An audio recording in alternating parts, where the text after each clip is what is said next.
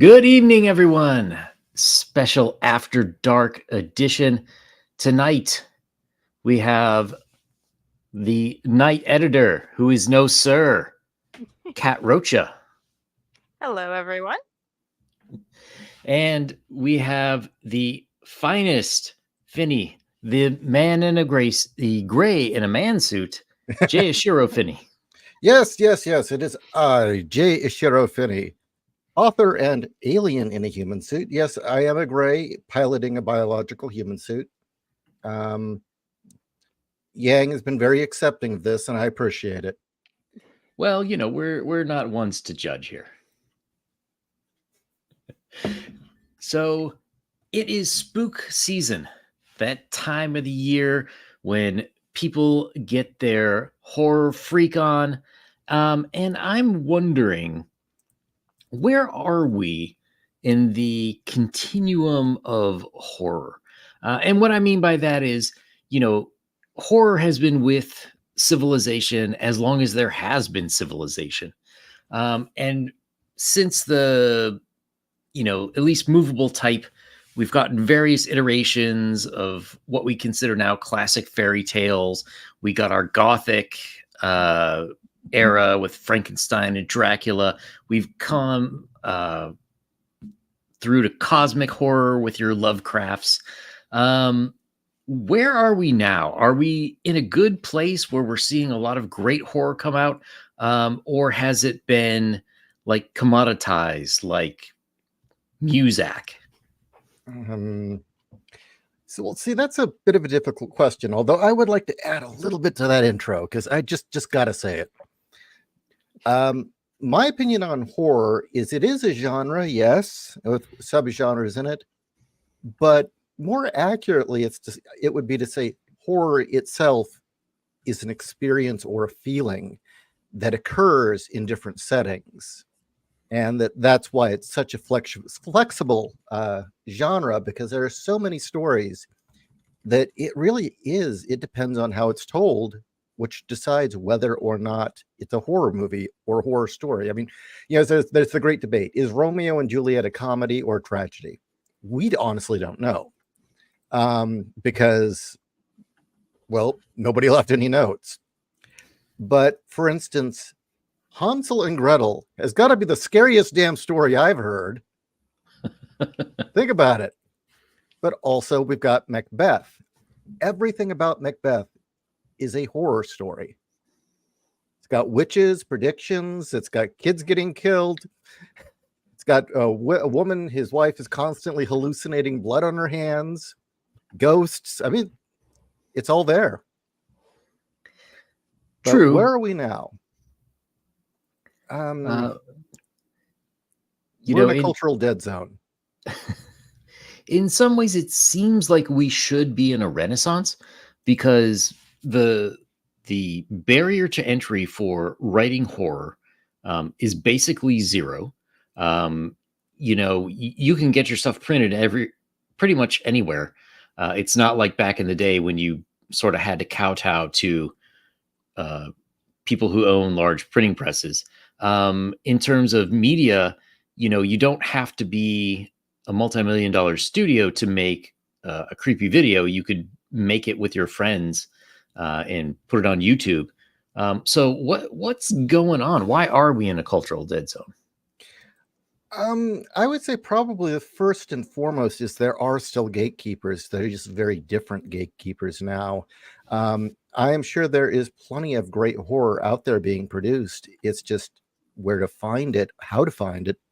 We have to know it's there to get it. And that's always been the big challenge. And right now we've got a media that is so damn woke that, I mean, if you're not, a blind lesbian transsexual with headmates who's a dog and a dragon, you're not going to get published, or you're not going to get covered in the press, or you're going to, you're not going to have the YouTube algorithm on your side. So you've got kind of an uphill battle. It isn't like it used to be in the Wild West, in which social media was your best friend, man, for promoting. And so many indie projects got off the ground that way. That's true. And that, I think, is the never-ending struggle right now is how does it get noticed? I mean, I've stumbled upon good material online, people doing audios, but it's usually just by chance. Mm-hmm. Yeah. So then, would you say that there are people who are really producing good horror? It's just that there's too much noise in the line, and it's too hard to single them out, or is it just that the things that people are producing in general, there's always going to be some standouts, but the things that people are producing in general are just pretty flat? I honestly and thoroughly believe, because of the gems I've stumbled upon every once in a while, that there is probably an entire wealth of great material out there being produced by new writers and older writers that no one is finding out about because of the way the game is rigged right now. That is absolutely my opinion. It's the same way in the film world, is that we've stumbled upon too many good horror films now to doubt that. I mean, there are really good horror films being made. They're just not getting any attention. Well, really, I think what it is because the industry is so bloated with big name companies, and let's face it, none of us pay attention to online advertisements or advertisements at all, really, anymore. Yeah. We've gone back to word of mouth. Simply word of mouth, or if you do have a service that you subscribe to that isn't complete garbage, it learns what you like and it will suggest these things to you. That's how we found a couple of films. Oh, interesting. But for the most part, it's word of mouth. And the biggest solution to that is really, we need more voices out there speaking up when we find something good. Word of mouth needs to be more of a thing. Unfortunately, we've got the mainstream press and we've got the what used to be the genre press, stuff about all the comic book websites, all the movie websites, Collider.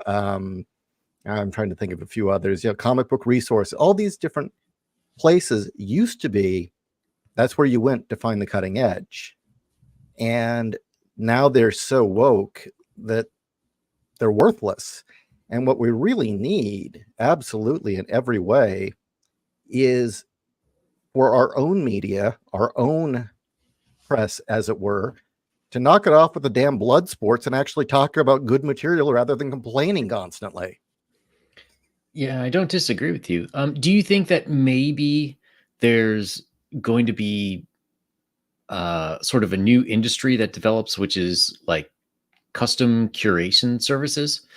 So you've got the algorithm, but the algorithms are so. Like, if I'm on Netflix, they'll always recommend something like Love Is Blind to me, even though I've never watched it.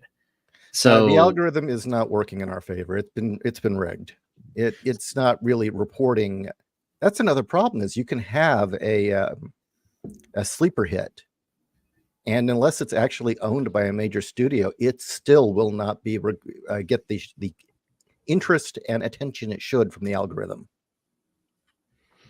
Yeah. So do you think like there would be private sources where actual people will pick out like, even like a video store, there used to be like, hey, this is the staff picks, right?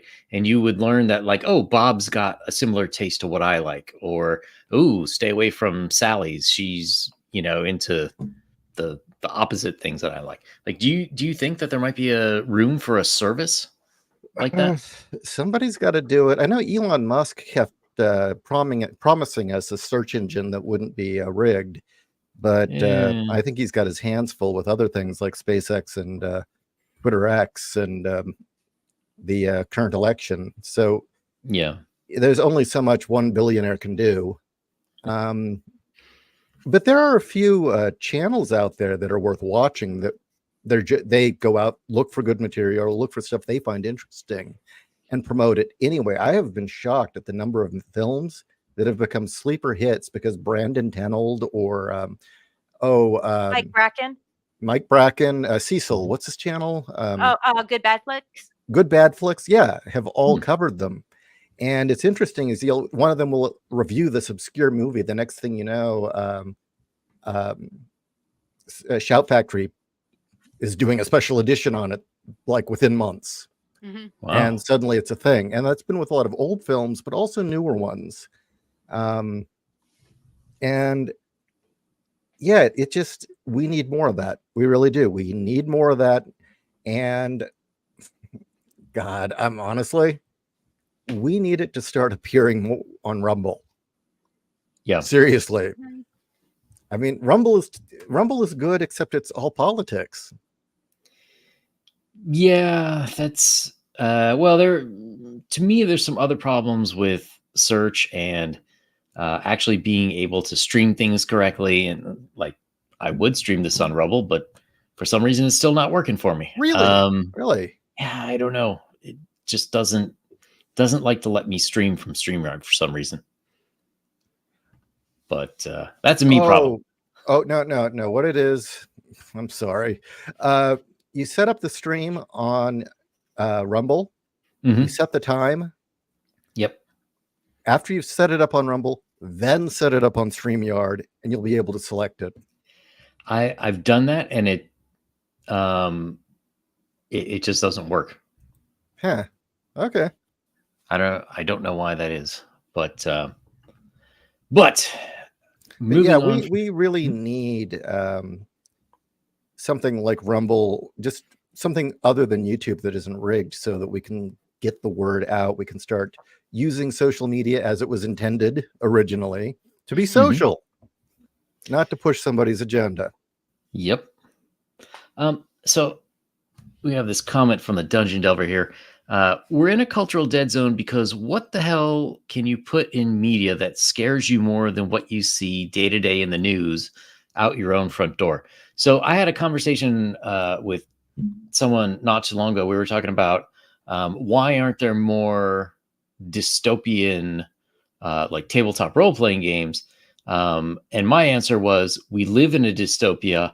Why would I want to spend my leisure time basically in the real world? That would be like Office Politics Simulator, or something. I've seen a ton of them.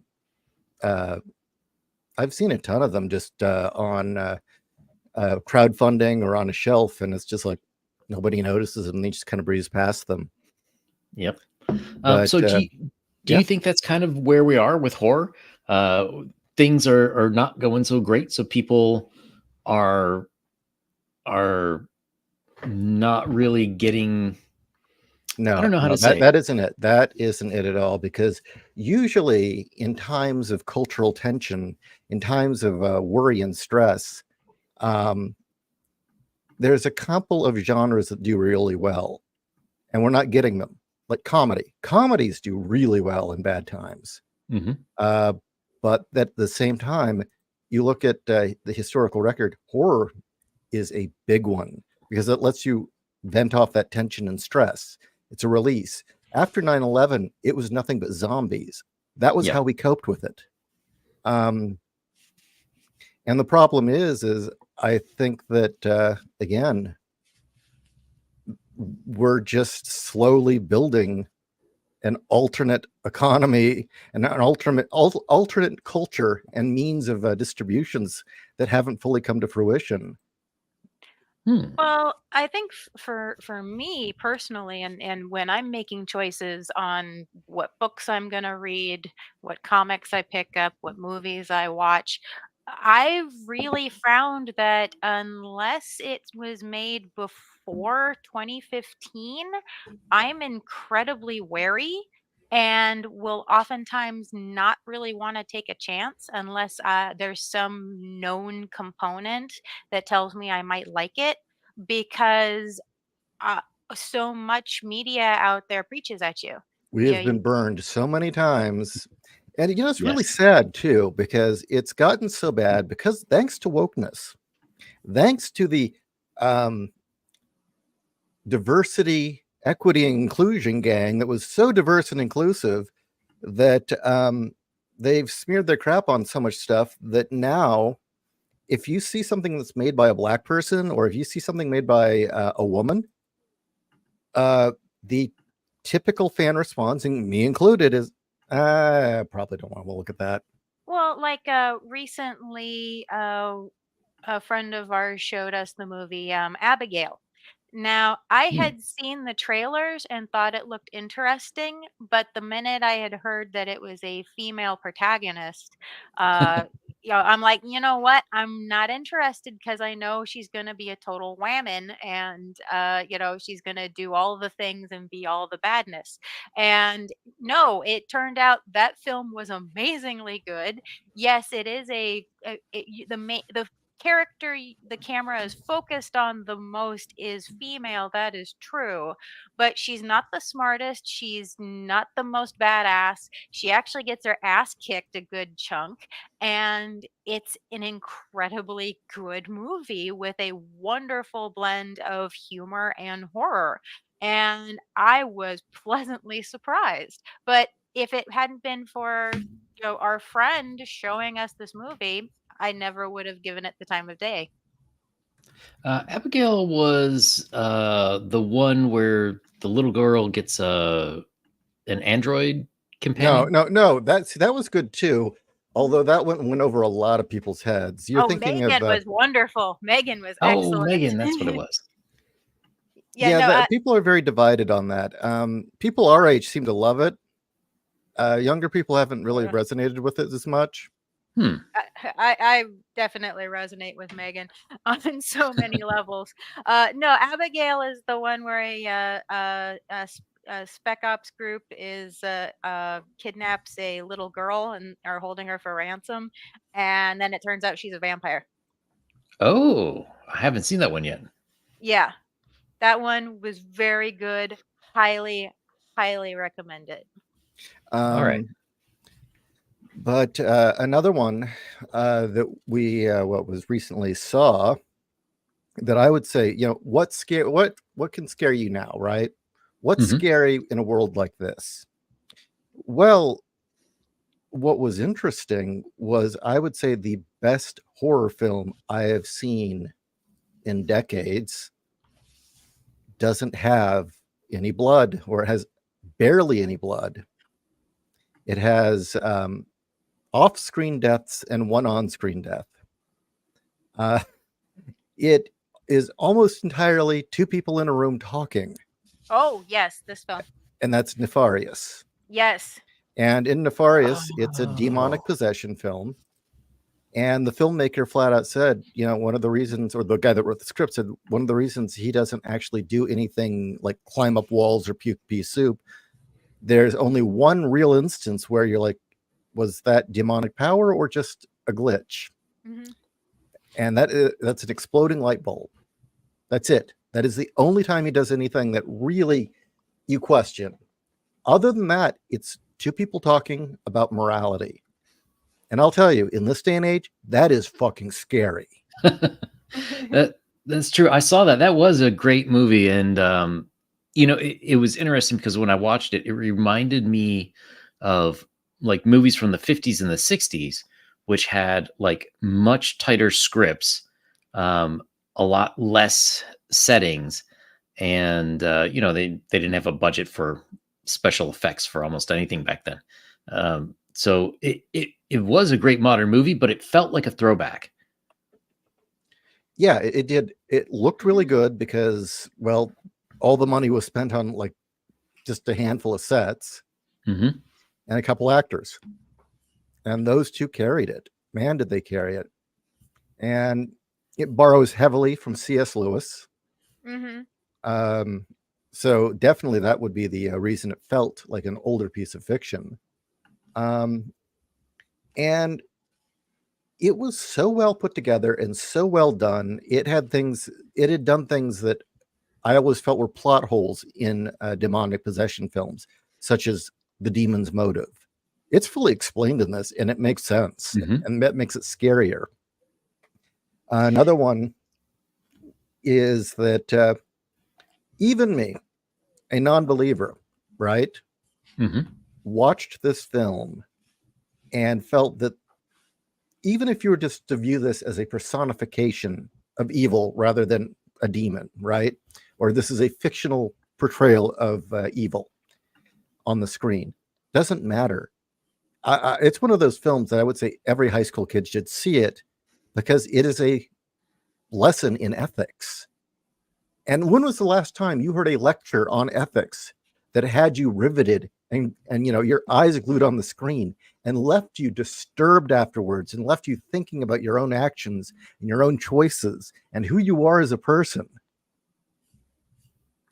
Yeah, it's been quite a while. Yeah, that was one of the things that I like too. One thing that I really don't like about most modern possession films is it's like a demon like jumps into your body and then like you're stuck on the inside and the demon's going around like smacking your wife and kicking puppies and stuff like that. And like it just doesn't feel real at all. Like it's Okay. almost like they're not trying. Well, I'm going to commit blasphemy here. As someone who's not a believer, okay, Exorcist did not scare me. It was actually, I'm sorry, everyone. I apologize. I was laughing through the whole thing. I found it hilarious. I know that may sound a little odd, but Well, the it first kind time I of, saw it, I was 10, so I was scared well, out of that's my different. wits. That's different. That is totally different. Yeah, you see it at 10. But that film kind of required you to buy into a medieval, a Christian conception of a demon to be scary, Mhm. uh, from at least an intellectual point of view. Whereas Nefarious, it didn't matter what you believed. I mean, morals and ethics are a thing we all have to face daily. And that is one of the things that just blew me away about it. But there have been other films that just came and went that nobody noticed that really deserve attention, which is, again, goes back to why I think we're not getting the word's just not getting out quickly. Okay, everyone. The name's going to kind of make you go, huh? Uncle Peckerhead. It was made in 2020. It's great. You'll laugh your ass off, and it is a horror film. Mm-hmm. It's got, I would say it's a horror film in the same way that Ash versus the Evil Dead or Army of Darkness was a horror film. But it shows probably the most realistic portrayal of a indie band on the road trying to tour and break into the industry. And they get caught up with a demon. It is really good. Mm-hmm. Now, I will say, okay, maybe if you didn't grow up in the 80s and 90s, some of it might be lost on you. We watched it recently again and realized there are no cell phones in the film. The plot requires no cell phones. There's a payphone in the film. They're not even using CDs. So clearly it was spent in the 80s. Or Even 90s. Or 90s, yeah. What was the other one we recently saw that was just really blew us away? Oh, let me go look at the list. Let's see here. Let's see. We've been binge watching. Well, it's the Well, time of okay. year. Here's a film that nobody was heard. If you blinked, it disappeared. But it's got Keanu Reeves in it, and that's Oh, Neon yeah. Demon. Oh, yeah. What happened to that? I saw an ad for that once. And I was like, oh, I gotta keep an eye on that, and then I totally forgot. It came and went. And it confused a lot of people, really, Mm-hmm. is what the problem was. I mean, there's really no other way to put it. Apparently, it confused a lot of people. The remake of the Argento film. Oh, Suspiria. The remake of Suspiria was, again, excellent. Kind of just came and went. It was really good. And another film that nobody seems to have heard about is Starry Eyes. Oh God, yes. Oh, I haven't heard Starry of that Eyes one is either. amazing. And that came out in 2014. Well, here's a film that if you're in the know, you've seen it, but anybody outside hasn't. And that's Color Out of Space with Nick Cage. Oh, that was Yes, great. that was probably the best Lovecraft adaptation that I've ever seen. Hmm. It is. I agree with that thoroughly. And that's Richard Stanley. And unfortunately, yeah, he is sadly underrepresented. Right? Yeah, I know he wanted to make a whole series. This Color Out of Space was supposed to be the first in a trilogy. Oh, did that get Um, killed? well, I don't know if it's been killed specifically, but I haven't heard anything about any sequels, and that's been out for a few years. Mm. Mm. So the Dungeon Delver wants to know, what did you guys think of Late Night with the Devil? Great. Amazing. That, Absolutely amazing. yeah. Oh, see, and I personally loved it because my favorite episode of Tales from the Crypt kind of is in that same vein, where it's the talk show host is going to a haunted house, and he's going to be reporting live just like Geraldo, and of course that's based on a short story where it's a radio program from the 30s, I think. Is that correct? I believe so, yes. Yeah. But I thought that Late Night with the Devil was in that same vein, and oh, that was so good. That had no budget. And And the brilliance of the film was it's shot in a studio. So it's okay if it looks Mhm. like a studio. well, and one thing I'd like to point out with at least all of the films that we're talking about at this very moment in time is they had like no budget or very little budget. It's almost entirely shot in one location. Um, there with a small cast. The They don't go insane with effects, and what effects they do have are either practical or minimal. Um, and it's mostly a character driven story. Hmm. Yeah, that makes sense to me. Since I've been working on my horror campaign, Empire of the Undying Sun, which is on Kickstarter. Everyone should go check that out. Yes, you should. Um, If you haven't supported it, you're a bad person. Yes. yes, absolutely. And I'm you don't gonna want to be a bad person now, do you? I'm gonna clip that and start advertising it on various social media platforms. But I noticed that there's a few things that are kind of universally true for horror. One of them is the smaller the location in general, the better. Like there's some reason people are somewhere and they can't leave. Hmm. That seems to be one of the rules. Yeah. Um, House on Haunted Hill, Mhm. Nefarious, Late Night with the Demon. They're all taking place in one location.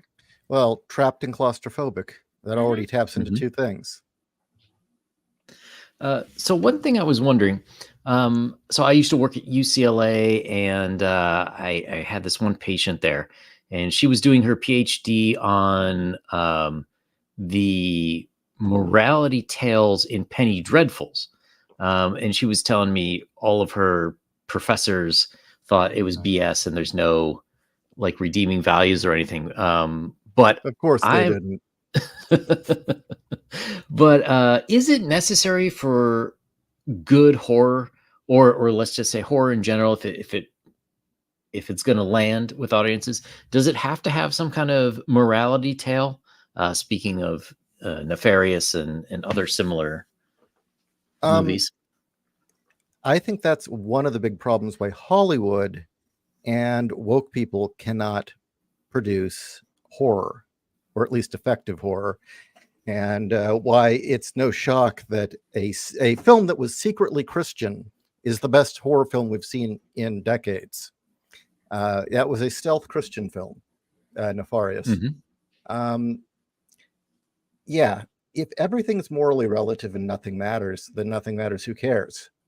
Yeah. And really, at the very heart and core of horror, there is the fear of disfigurement or pain or injury. And that'll get you only so far as the story goes. Mhm. I suppose you can do torture porn, but again, are you really scared, or are you just there to see blood fly all over the place? Yeah. But at the core of any horror story, including cosmic horror, there does need to be a moral foundation and choices be made. And every film we've mentioned, there is a moral decision made. And yeah. Well, just to back that up, let's choose a different um, franchise. Saw, at least the Ugh. very first one. I mean, yeah, there's varying opinions. Personally, I really enjoyed the first one and was Yeah. not into any of the other ones. But at the very least, the first one is all about moral choices. Mhm. That's And true. so, yeah, I think the moral part is lacking. If put simply, we have currently got a generation who, at least half of them, think that Pennywise is the hero. Yeah. Yeah. That should say everything.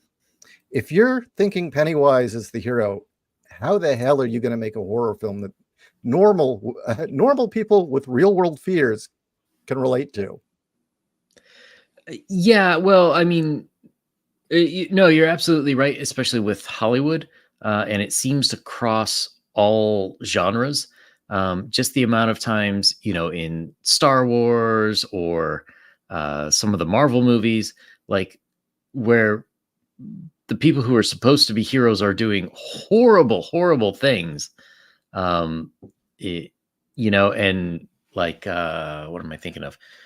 Um, what was the one with Scarlet Witch? Oh, Scarlet Vision?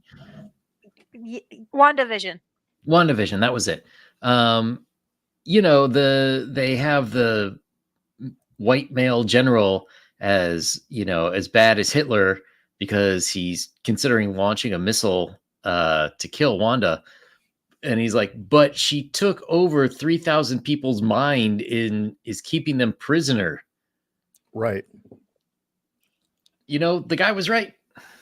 Exactly. In a postmodern moral relativistic mindset, which unfortunately has taken over liberalism. I mean, the liberalism today does not resemble what it was in the 90s by any shape or form, any stretch of the imagination. It's unrecognizable. The current moral relativism, the only thing that really matters at this point is power and selfishness. If there is nothing else. And in good cosmic horror, the scare is supposed to come from the idea that your earthly constructs of morality don't matter, that everything you've done is for naught. The universe doesn't care. You still need a moral foundation for that to work. Yep. Otherwise, the person just goes, well, that's what I thought it'd be. Okay. Well, would you say that is one of the reasons why horror these days just seems so flat? It's not just the part where we can't offend anyone, but talking about like C.S. Lewis and this, when those people were writing, there was a very firm accepted Christian morality in the countries. Even if you weren't a Christian, you grew up in that, and so you generally took on those beliefs, even if it wasn't in a specific God, but the morals and ethics. I'll help you out there. Mhm. The basis of Western civilization, Western morals, were an outgrowth of New Testament Christianity. Mhm. So therefore, yes, we were all connected by that. We could all agree killing people was bad, and the golden rule is good, and real simple things. Also in Screw Tape, one of the worst things that the demon does is convince somebody to become communist. I'm not kidding. He That's in knew what there. was up. Yeah, I know. Yeah, he knew it was in there. Yeah, or it was up. Yeah, but no, Uh, just think about that. That not oh, you're gonna murder people in their sleep, or gonna go vomit pea soup on people. No, you're gonna join a communist group. yep, yep. So do you think that do you guys think that that's one of the problems that we sort of have with horror is that since they're the I mean we're still more or less a Christian foundation country, but more and more groups are getting fractured and there's no agreement. Like everyone would say murder's bad, but people don't agree on what murder is anymore. Um, Um, Actually, I'd argue that. Um, I would say that the prevalent view on the left has gotten to the point where everyone is either an oppressed or an oppressor, and that there is a growing logic of, well, if maybe we just got rid of all the people that were the oppressors, everything would be fine. yeah. Yeah, I yeah. mean, Well, how many times have we heard lefties say that crap? I also think, at least as far as Western horror goes. Now, to be fair, as I said before, I haven't read a contemporary horror book, like actual prose, um, in about 7 years. So, and that's because every time I attempted to do so, like within the first chapter, I immediately got punched in the face with agenda. And it's like, nope, not doing this anymore. But if one thing, people ask is like, well, why is it that genres like say horror, K horror, J Mhm. horror, why are those becoming so popular nowadays? It's like, well, because they're getting down to the root of what makes us scared, what reaches inside us and makes us fear the dark. They're not bogging down their stories with all this with 10 tons of can I swear? Poop, how about that? I don't know if I can swear on your show. That Yeah, um mm, go for it. like as an example, uh, Junji Ito. Tons of Mhm. people are huge fans of Junji Ito. The grunge Ju-on. They know him from that.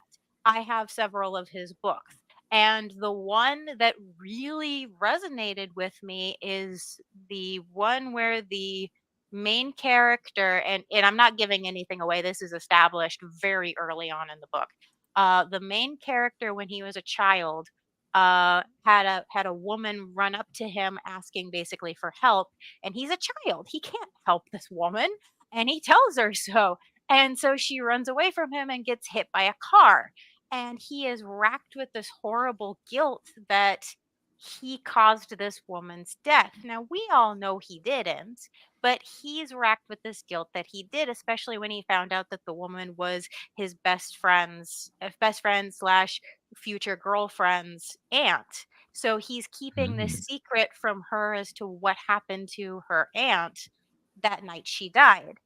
His guilt creates this spirit that haunts that intersection and causes bad things to happen to people.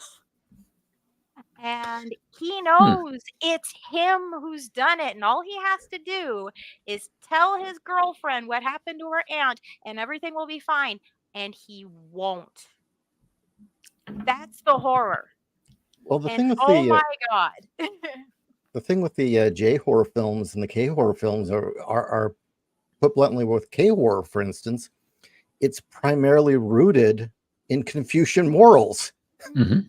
And with the Japanese one, it's well, Junji Ito, that's a very, very Shinto. Extremely Uh, Yeah. Shinto.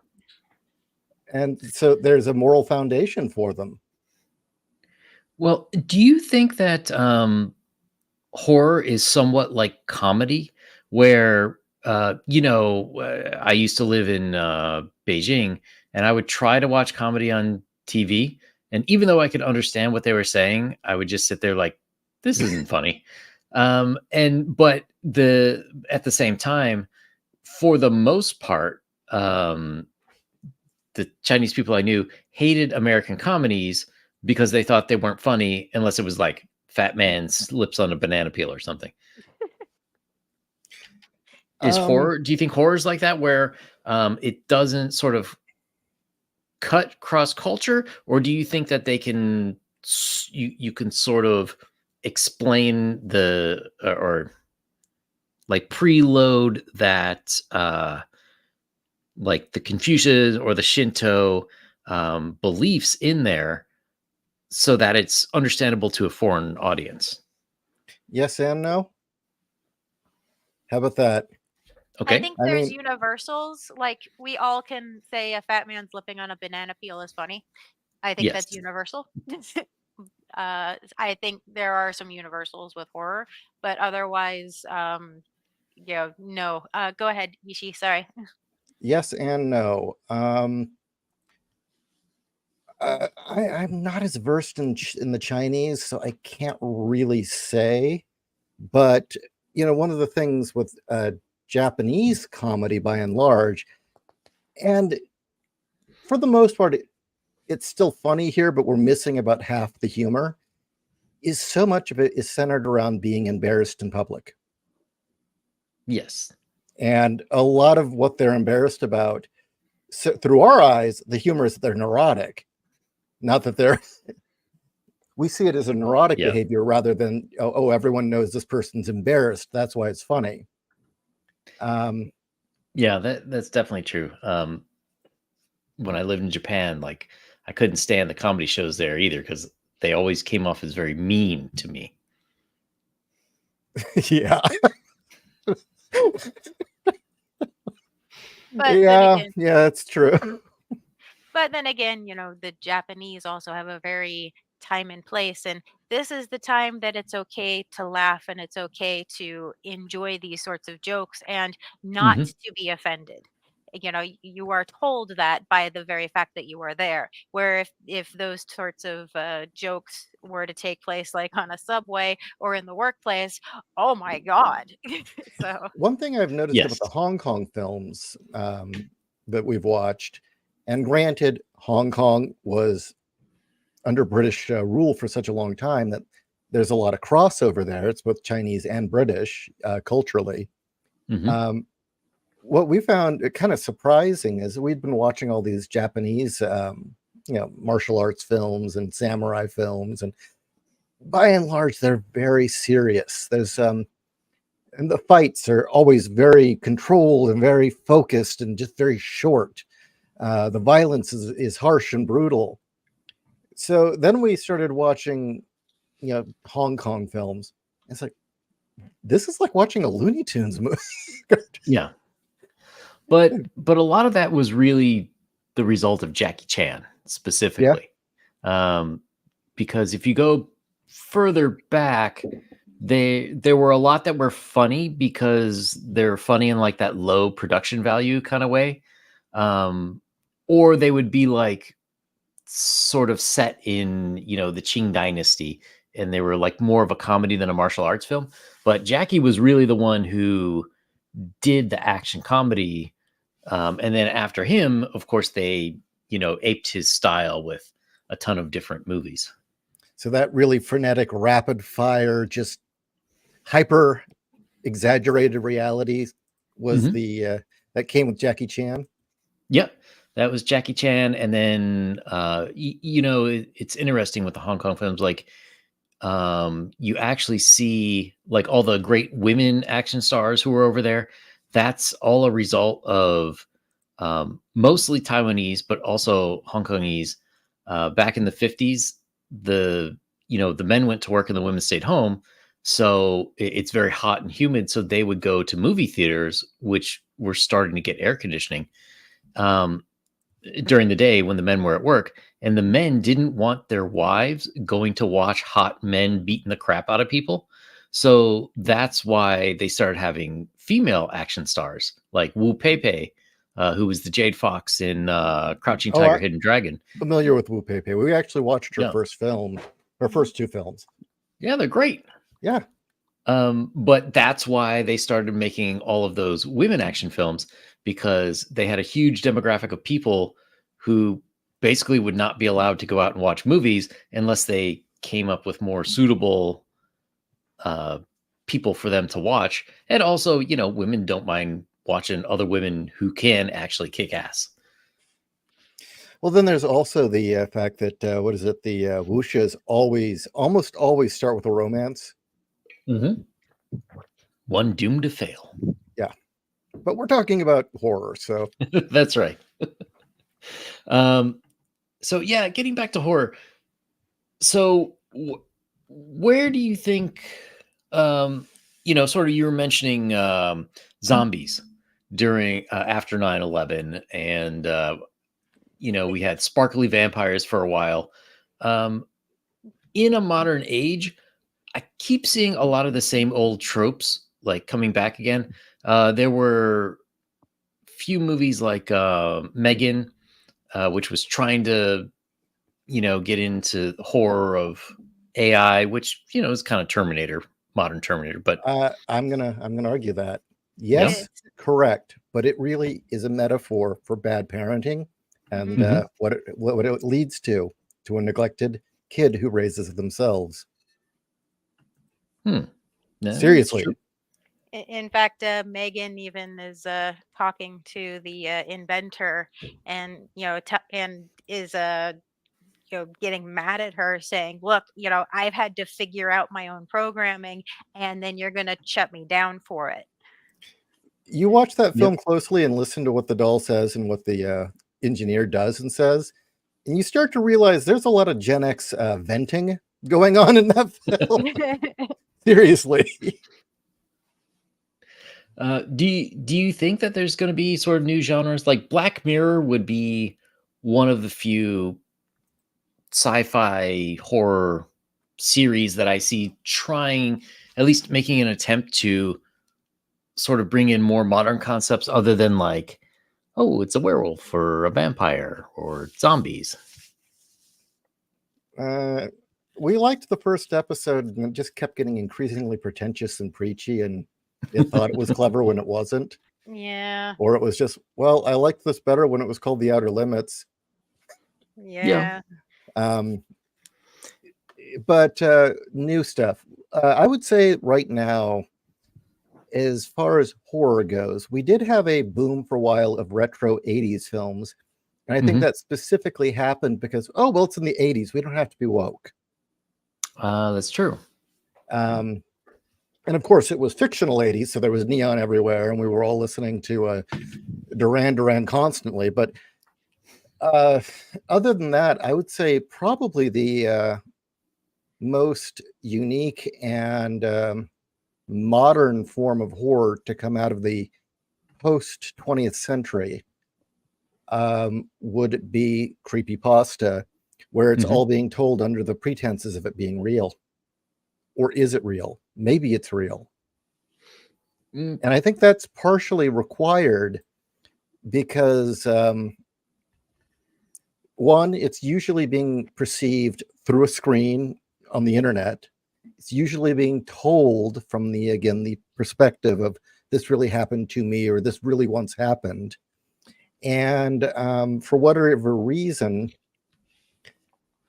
that extra layer is kind of required. Yeah, I can definitely see that. And even, during the 20th century, at the end, we had that great Blair Witch Project, which really only took off because everybody seemed to believe that it actually was found footage. Right. And they used the internet to spread that notion. Yep. Yeah, it actually wasn't a very good film. No. But I mean, the marketing for it was amazing. Yes, brilliant. Actually, along those lines, have you seen what's it called? It's British. Ghost Watch. Was that the comedy with Simon Pegg? No. Ghost Watch was done by the BBC. It was done in like 92, 93.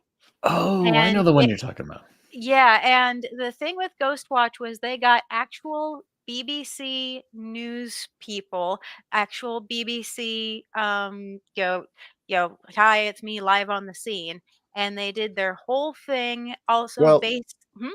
also the guy on the scene was the actor who played Rimmer on Red Dwarf, and he Yeah, was supposed to be their guest reporter. yes. And so they really built up this, it's not found footage, but it is everything from the lens of the camera through as if you were watching a program on television. Well, And it is Late Night with the Devil the first time. yeah, it It was the is. first time it was done. It was very obvious that's what influenced Late Night with the Devil. Very much so. And the thing is I heard about this program and I thought, wow, that sounds really neat. Let me go, track it down. And I heard about it just when they were releasing it for the very first time on disc.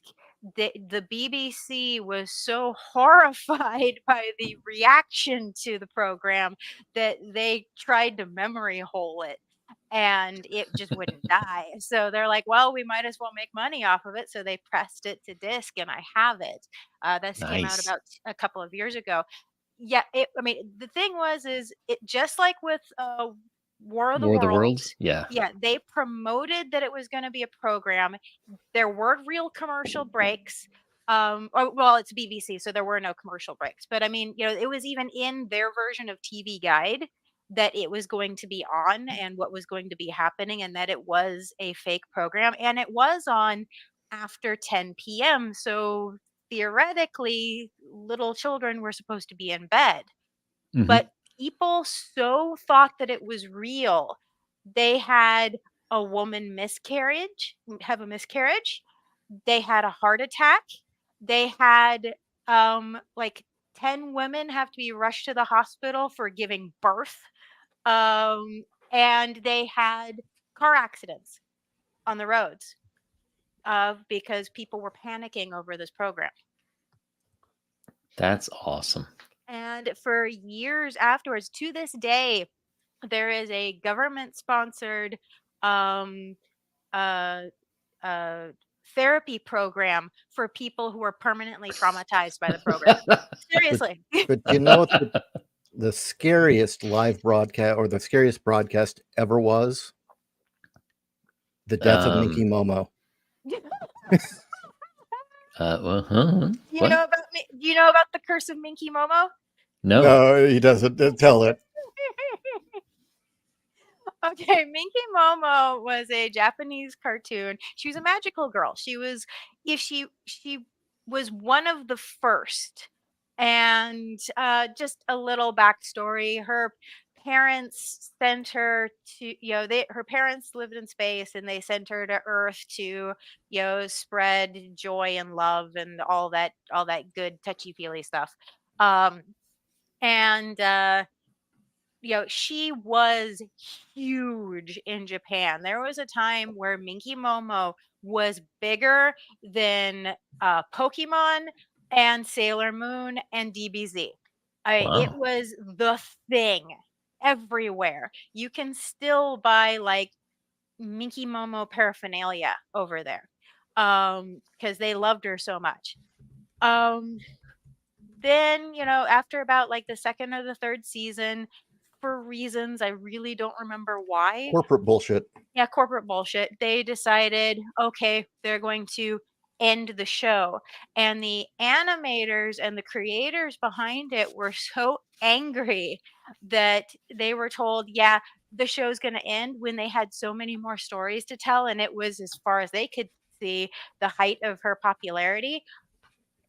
So they had a truck hit her and full Oh. on screen death.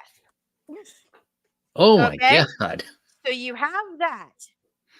The day that episode aired, there was an earthquake in Japan, Oh. followed by a tsunami. Now tell the punchline to it. Later, like a decade had gone by. They're like, okay, we're going to do a revival of Minky Momo. And the revival will involve running the whole series again. And when they aired that episode, there was another earthquake. And God, there was something else where like they aired it in a foreign country and then some important person had an assassination attempt there. I mean, it's been like Oh, this thing where with that episode, when it airs, there's a curse upon it that something bad's gonna happen. So it's the curse of Minky Momo. Yeah, I The, thought it was pretty funny. the thing is, here we can laugh at that and just think, oh yeah, it's the curse. Ha ha ha. No, they believe it over there. for Yeah, sure. the curse of Minky Momo is real in Japan. So, Yeah. yeah. Oh no, I was gonna say over there, Hong Kong, Japan, Taiwan, South Korea, they believe in that stuff way more than you would think, like curses and things like that. Mm-hmm. Yeah. No, they Yeah. actually, since we're just on the subject, the other day I'm bored. I want to watch I want to watch something horror, but Amazon isn't giving me anything really that's interesting me, and it throws up at me a K horror called the Haunted Train Station. I'm like, that sounds great. Let's go with it, right? Other than the fact that it was blatantly ripping off The Ring, right down to the fact that there's a well with a girl with black hair hanging off of her, crawling out of the well. Um, it was an amazing horror film. It was so much. I had so much fun watching this film. The investigative nature of it, trying to figure out, well, what is it that the ghosts want? Why is this haunting happening? Why are people being compelled to commit suicide on this train station? It was great. And Hmm. again, and the one thing that I absolutely loved, again, female protagonist, but she starts off as a total and complete fuck up. Where no, really, where she's about to lose her job. She has cost she's a journalist, and she's cost the company that she works for thousands of dollars in a lawsuit because of something that she published that she didn't vet first. And the whole reason why she's doing this story is to try to prove, this is her last chance to prove that she's that that she should keep her job. And so she goes from, screwing up to actually becoming a competent person by the end. It was wonderful. Excellent.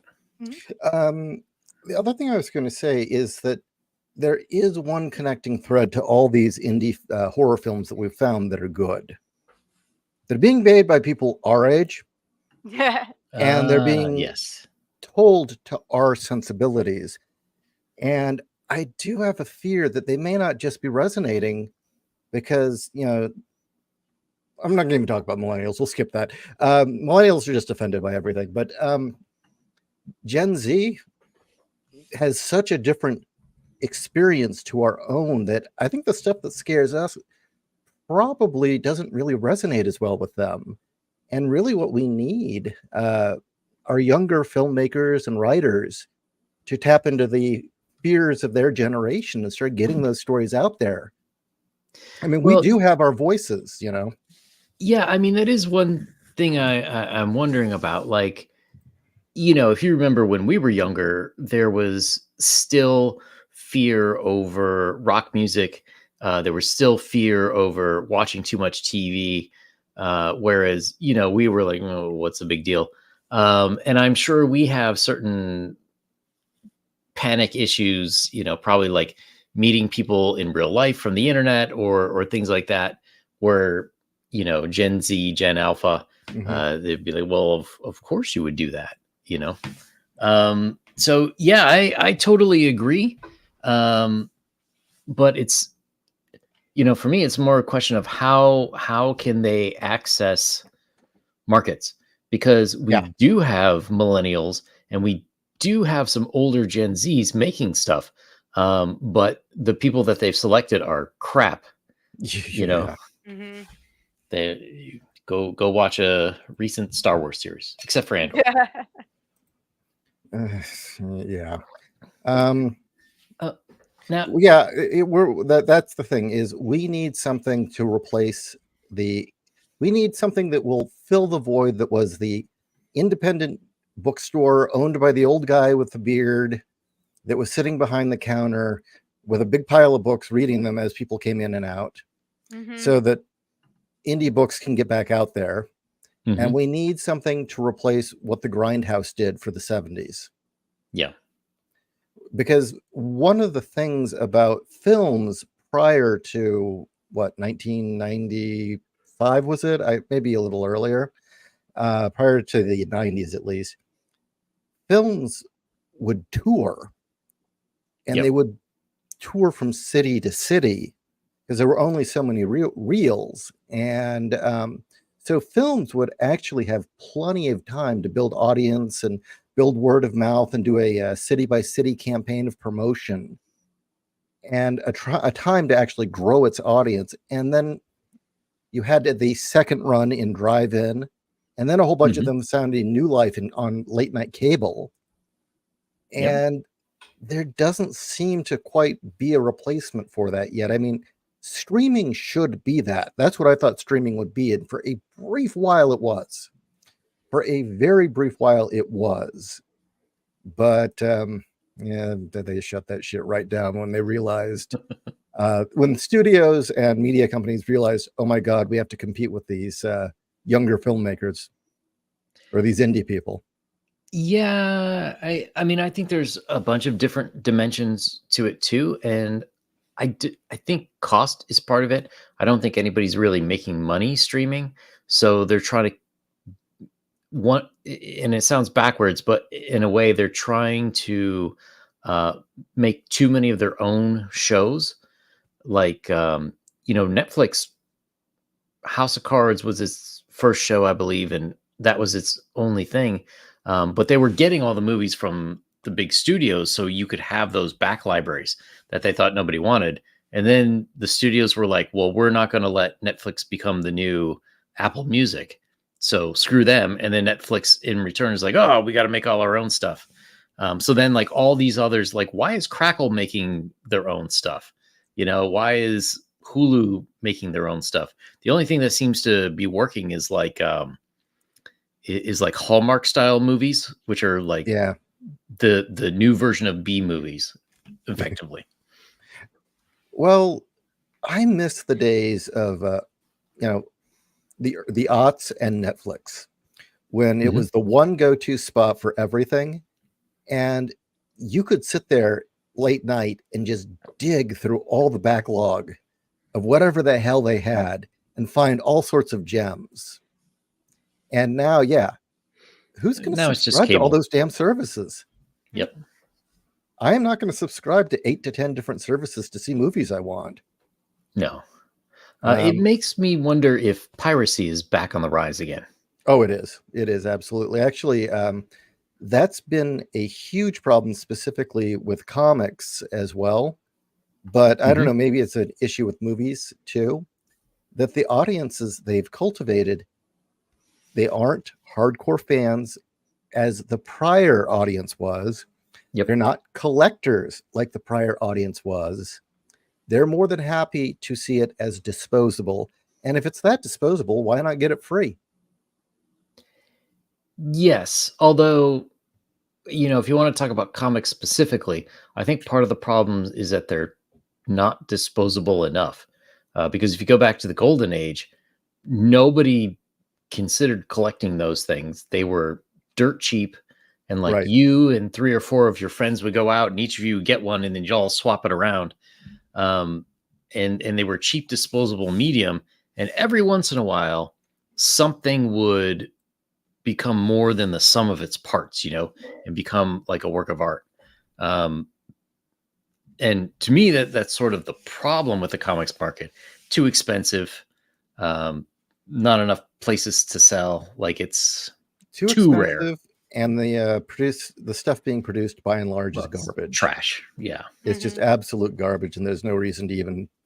Why would you pay for it? And again, the audience that does like that stuff isn't willing to pay for it. Yeah. Specifically comics, the whole woke crowd. They They're don't buy anything. just now beginning to figure out the woke crowd doesn't feel like paying for any of this stuff. Yep. It wasn't like the fanboys who were going to get every single issue and then the graphic novel and then the reprint of the graphic novel. And all the variant covers. Right. That they have lost, and they continue to attack that audience for some reason. You know, you got to double down. You can't admit that you were wrong, or you're going to get fired. But there is slow movement, again, in comics of an alternate industry being formed. I'm not going to get into the problems with it. Something will eventually take shape. I don't know if EVS ever got his own. He said he was going to do his own version of Kickstarter specifically for comics, and it wasn't going to be woke. Ever did it? Yeah, and if he had actually managed to bring that online, I think that would have been a game changer. Because, yeah, I mean that or supported Fund My Comic. Yeah, crowdfunding is one of the best methods for promotion, because when people go to a crowdfunding site and browse, they're looking to actually spend money. Yes. So totally even if you don't need money to fund your project, I would still recommend do like a $500 crowdfund, because it'll make people aware of it. Yep. Yeah, it's definitely true.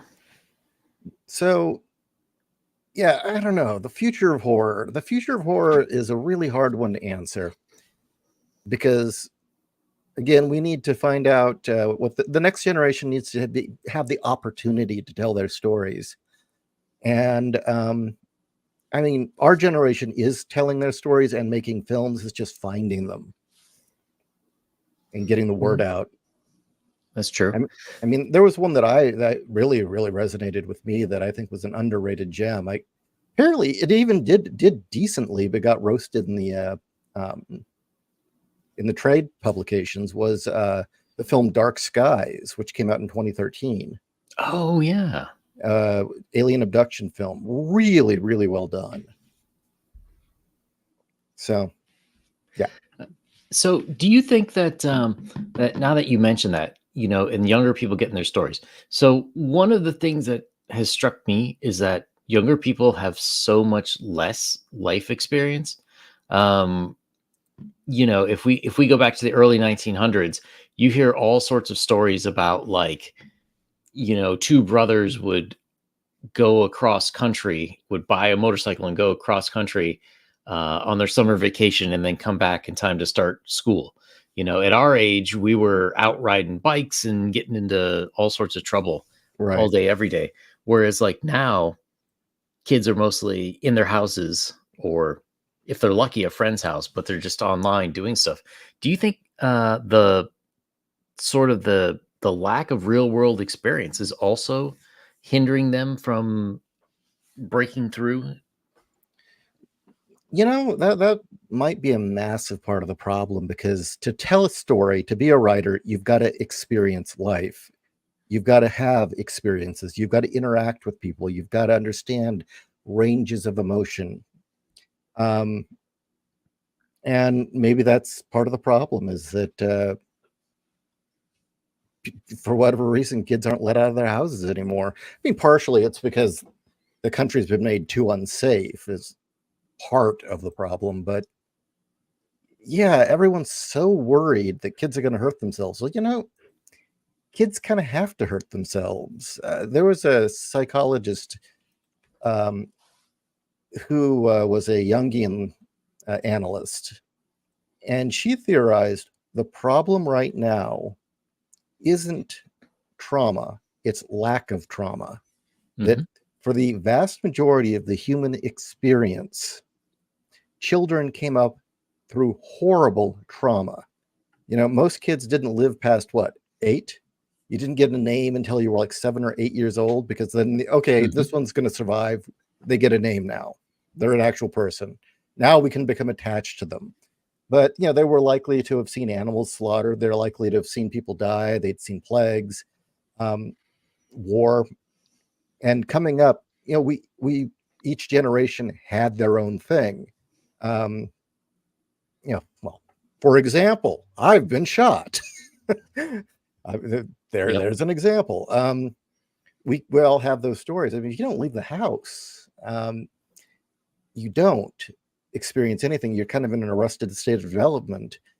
And maybe one of the big problems right now is that kids aren't being allowed to mature, that maybe a certain level of terror and fear and shock is needed to mature. Sure. I mean, to me, that was part of the reason why what became Grimm's fairy tales were there. In society, you need to explain to kids like, hey, don't go off with strangers, don't go sleeping with whoever, don't hop into bed with the first wolf you meet. He might eat your grandma and rape you. Exactly, as was known to happen in Europe. Mm-hmm. So for anybody who's looking to write horror, or whether it's straight up fiction or for games or comics, what would you guys recommend to sharpen those horror chops? Well, first I'll let Kat talk about it. I've been talking a lot. What would I recommend to somebody who's wanting to write horror? Honestly, figure out what it is that, horror at its core is supposed to be somewhat primal, and it doesn't have to be visceral, it does not have to be bloody, it doesn't have to be gory, it doesn't have to involve death necessarily, but it is supposed to reach inside you and grab that part of your brain that you know is very primal, has no logic to it, and says be afraid, and figure out what does that to you and go from there. Um, Not everybody starts from that place. So it's like, okay, what is your goal?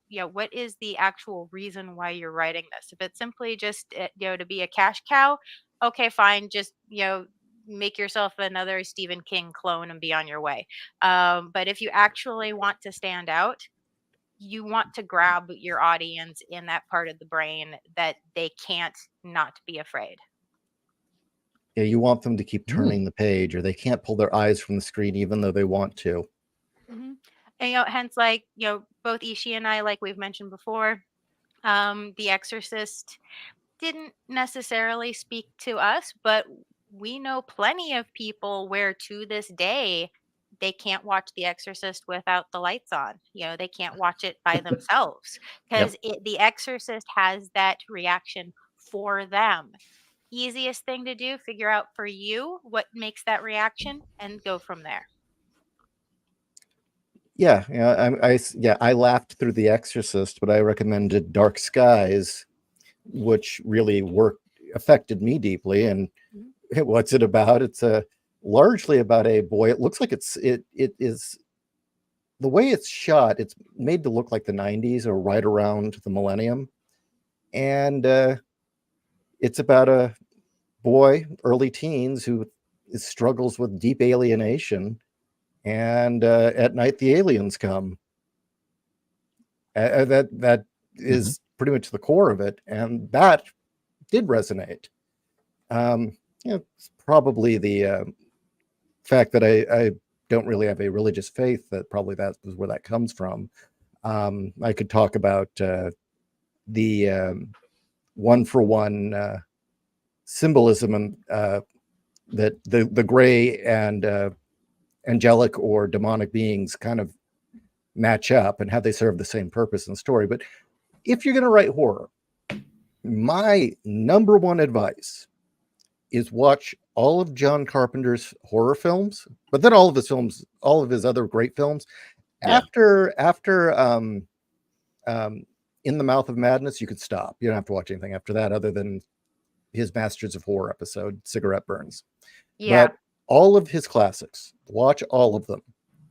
Then listen to the commentary and pay very close attention to how he talks about the process, why he put it together the way he did, what makes them scary, and what the stories are really about, and how to keep control of your story, how to make it yours. That would be my first bit of advice. The second bit of advice is really think about what scares you. What is really actually scary? There's so many films now where, oh no, the entire world is going to end if this happens. I hate that. Well, we ran out of that. We've already done that plan. Okay, well, now it's the solar system. Well, we ran out. The universe, reality itself is going to be destroyed. And it's just this kind of never-ending cycle. Well, giant destruction is very impersonal and not all that scary if it's impersonal. And I can tell you right now that we've seen all these films with massive spectacle of apocalypses, and none of them have the resonance of something as simple as what would be I'll use Starry Eyes. The resonance and the fear and the disgust and the terror that comes from watching a woman in Hollywood degenerate into something horrifying for fame. Or well, again, why is it that, nefarious, two guys in a room talking, why is that horrifying? Yeah. But another one I would really point out is, think about what matters to you. What do you care about? What do you love? Now imagine that being yanked away. That's going to have, or violated, destroyed, trampled upon. That is going to affect you more than any apocalypse. Yeah. For me, I was never really all that into horror other than Alien until my 30s, when I really started facing my post-traumatic stress. And then I just started devouring horror. And for me, me coming to the genre of horror had everything to do with needing to look into the darkness. And there was kind of a test of how much can I take? What can I look at? What can I survive? And I got one. Here we go. Phantasm. Ooh. On the surface, it's a very silly film, but it is actually a frightening film. And when you really pay attention, ignore the other ones. The other ones you can enjoy if you want. That first one really is about an adolescent boy coming to terms with the loss of his parents. That's it. That is really what the film's about. And that's what all those things in that film embody, is the loss of his family. Yeah, there were a lot of really good 80s. Like, they were really sort of firing on all cylinders. Yeah. Early to mid 80s.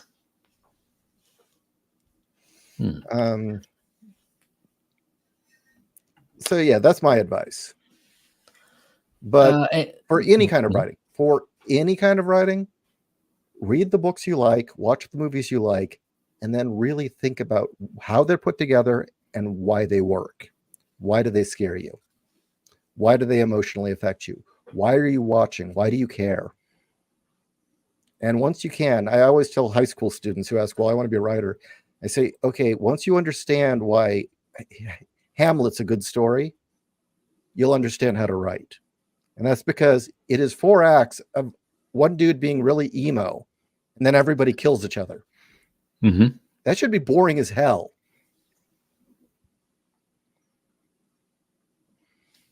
Oh, sorry. Yeah. Shakespeare is just one of my least favorite writers I've ever had to read, but But I take your position. Well, Many people find his works to be quite inspiring. well, then how about this? You don't need to like Shakespeare or even his plays. Mm-hmm. Watch one of the retellings that is got a different Titus. title. Oh, yeah. Gee, no, I meant There's horror. There's horror. no. There are plenty of films where they lifted the plot directly from a Shakespearean play. Oh yeah. Strange they're Brew. Okay, yeah, that's kind of worth it anyway. But that movie's only funny. Well, that movie's funny regardless, but it's funnier if you've actually read Shakespeare. Yes. Remember you said that the really good films are all about being trapped in a small area with a small cast, Mm-hmm. and that is kind of the madness. Mhm. That is Hamlet. Yep. Yeah, it's everyone in a castle losing their mind. But yeah, if you can't get through the Shakespearean dialogue, and I understand because it is kind of, I even have trouble with it. There are plenty of films that do a retelling where it's essentially a Romeo and Juliet. It's essentially a Hamlet by just with new dialogue and new setting. It follows the same story beats. It has the same twist. Oh, geez, The Northman. Have you seen The Northman? Oh yeah, Yeah. that was a great. Yeah. Yeah. Did you know that actually is based on the It's- Poetic Edda, the part of the Poetic Edda from the Norse that Shakespeare read that and said, "Okay, I'm going to make a play copying that plot," and that was Hamlet. Mm-hmm. Oh, that's interesting. He lifted that. It wasn't his idea. And yeah, The Northman is really good. Yeah, that was definitely one of the better movies in the last I 10 don't know, what years. scares you? What scares me? Yeah, well, what films, what books, what Oh, I mean, I've mentioned the things that bother me. I mean, the only other thing that's I'd add is good maybe question. okay, yeah. No, sorry. There probably fiction. I don't know. Some movies about communism. Oh yeah, 1984 is kind of terrifying.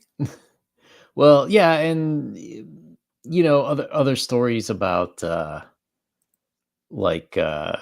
I don't know if I ever mentioned, but my father and his family escaped during the Hungarian Revolution of 1956.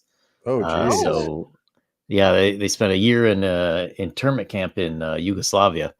But so I don't like that. And then I lived in a communist country for 4 years. So you see some stuff over there. So like the things that people do to each other are often scarier to me than like vampires or werewolves or whatever. But I would also say, if it's done right, like Invictus, like that was a great movie. That creeped me out, and there's certain things like that. Demonic possession, I would say, if they're done correctly. Okay, Invictus. Haven't seen that. Or sorry, not Invictus. Wait, we were talking about it Nefarious? earlier. Nefarious? Yes, Nefarious. Sorry.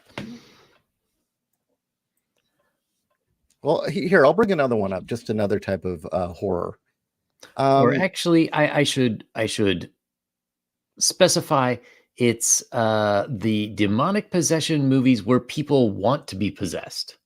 Yeah, that's disturbing. Which is kind of communist stuff, anyways. But well, yeah, because it's dehumanizing.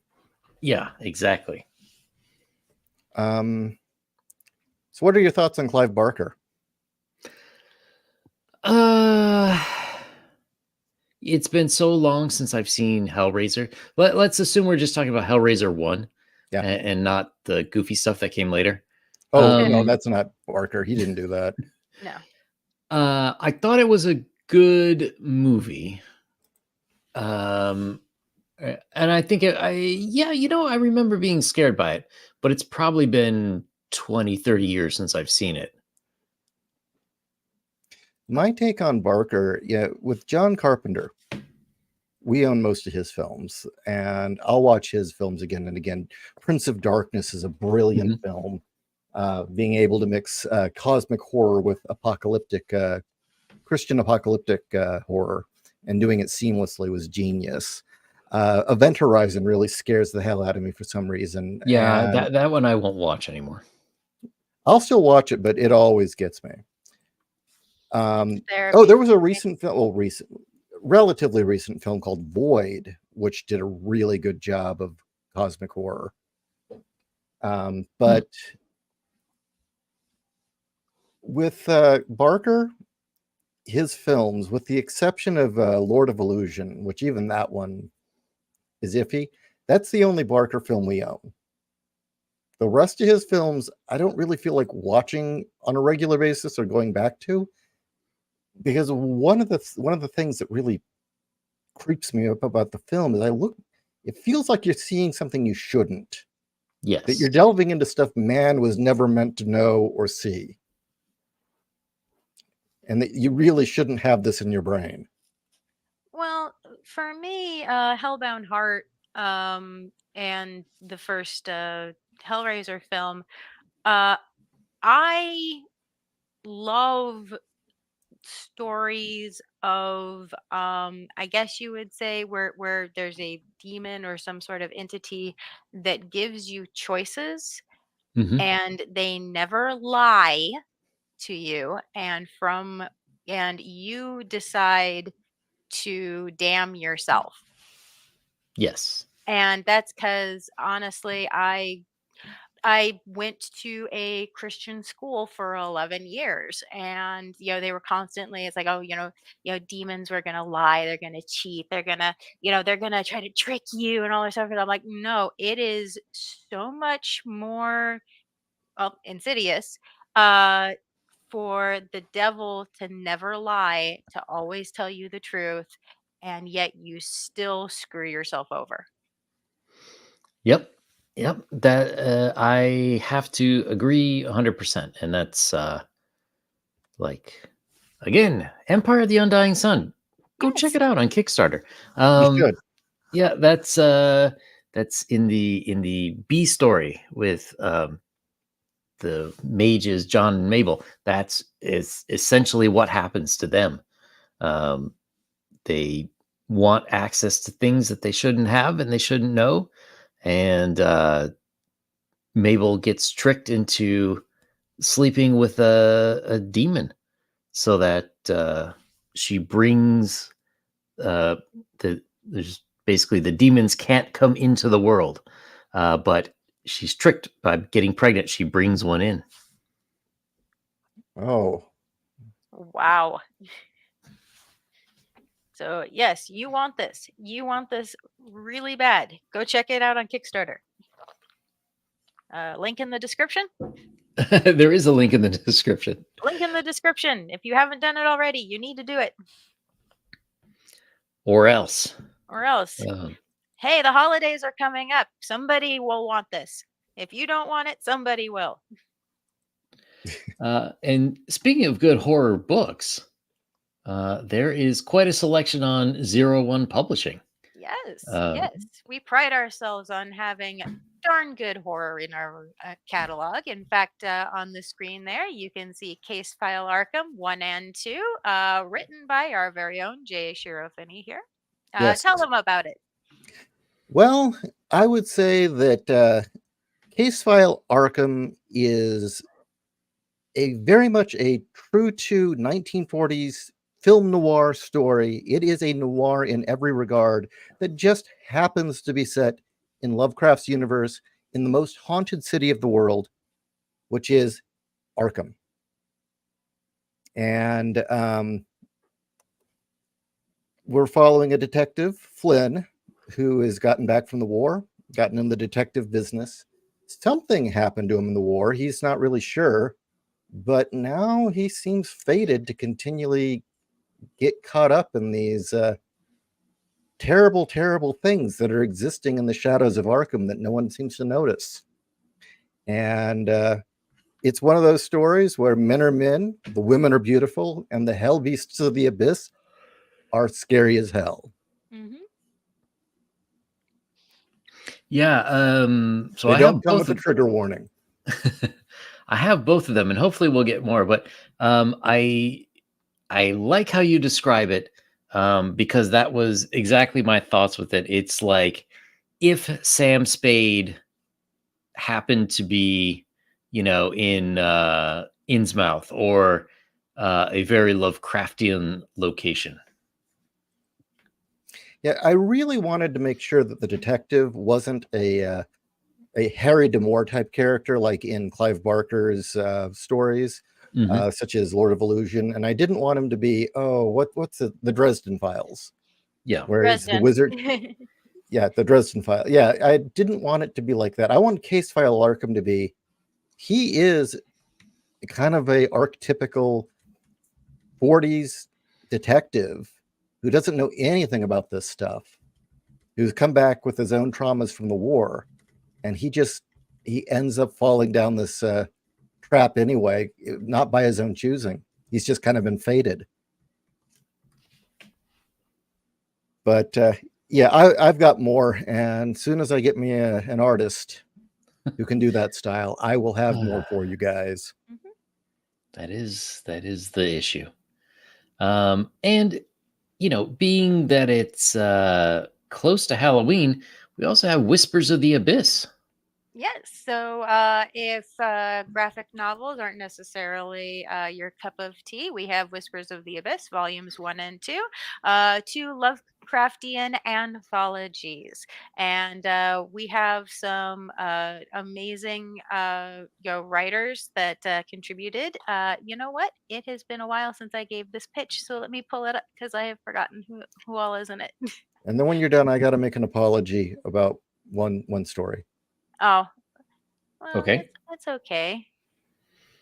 By the Although I way, will.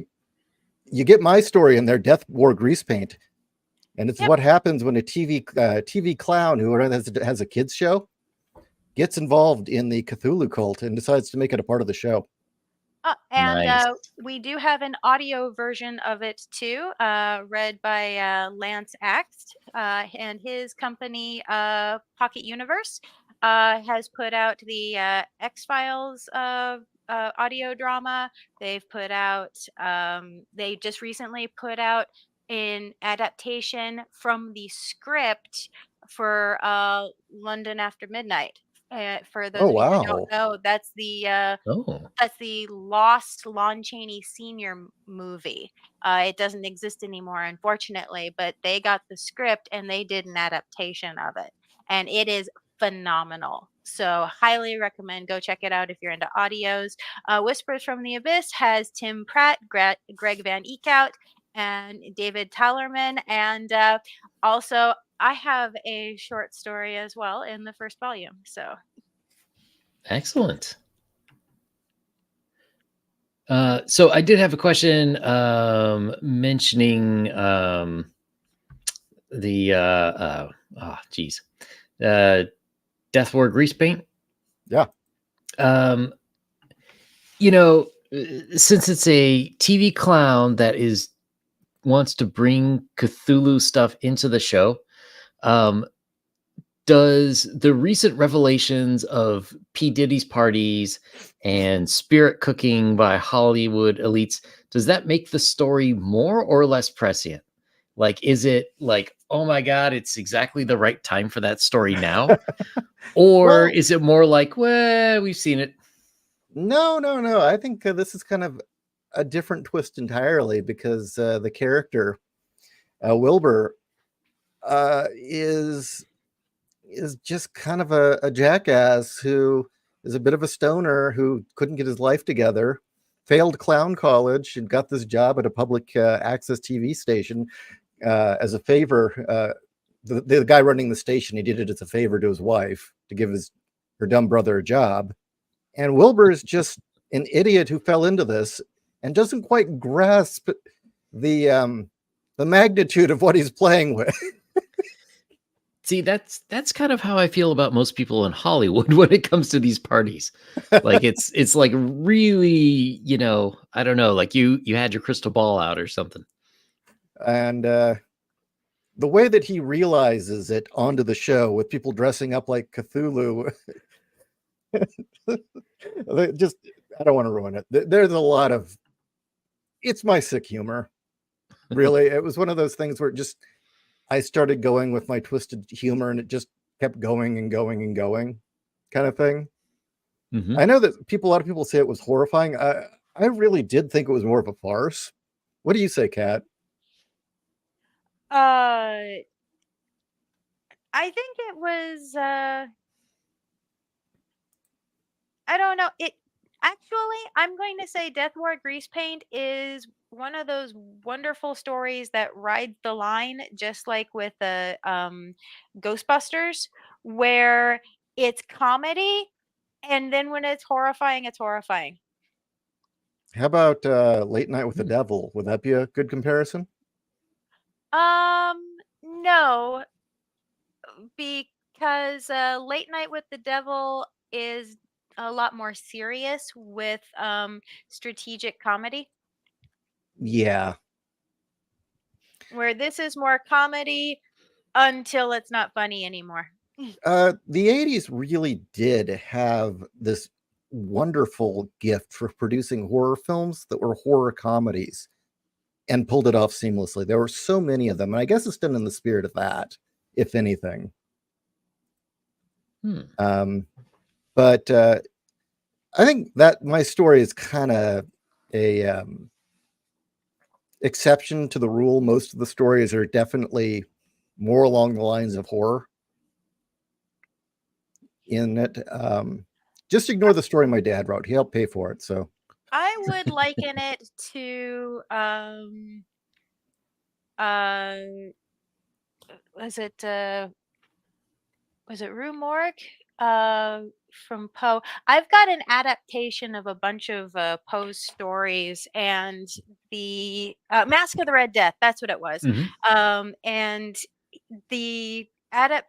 this particular adaptation is Mask of the Red Death done at Comic-Con.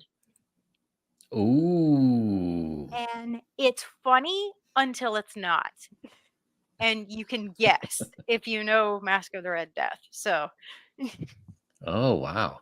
that's yeah. prescient. Yeah, Yeah. that's prescient. Exactly. So I would say Death Wore Grease Paint is along those lines. Okay.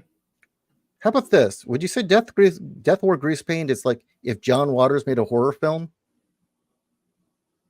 No, because he's No. still laughing at the end. Oh, okay. I don't know. Just read it. We'll see what you guys think. Yeah, and for people who are wondering, there's a link down to Zero One Publishing. You can also go on Amazon and check them out. There's a lot that are available for Kindle if you're looking for electronic, or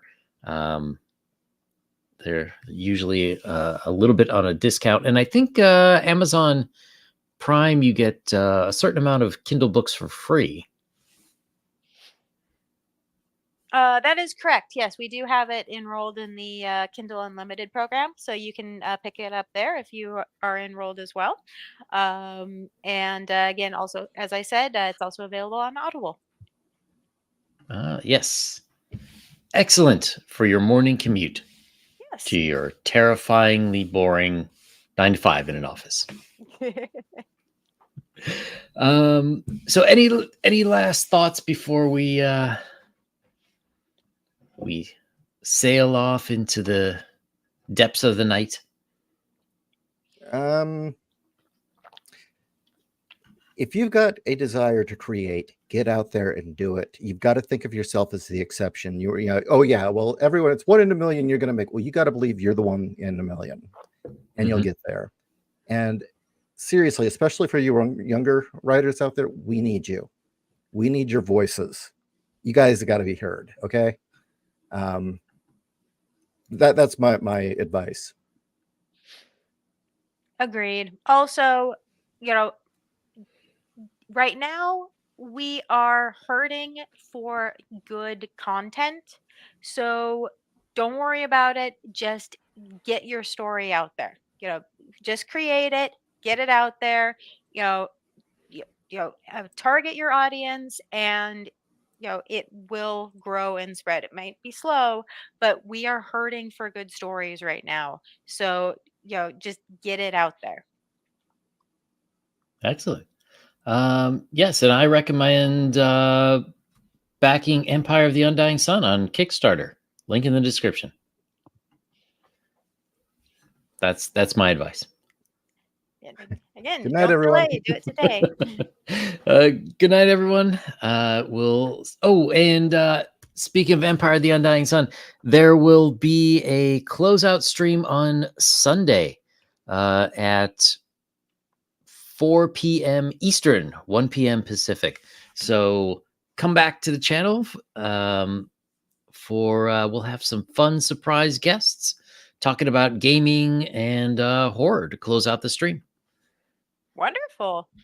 So again, thanks to my guest, Kat, the night editor Rocha, and J. Ishiro Finny, alien. Thank in you. a human Thanks for suit. bringing us on. All right. Good night, everyone.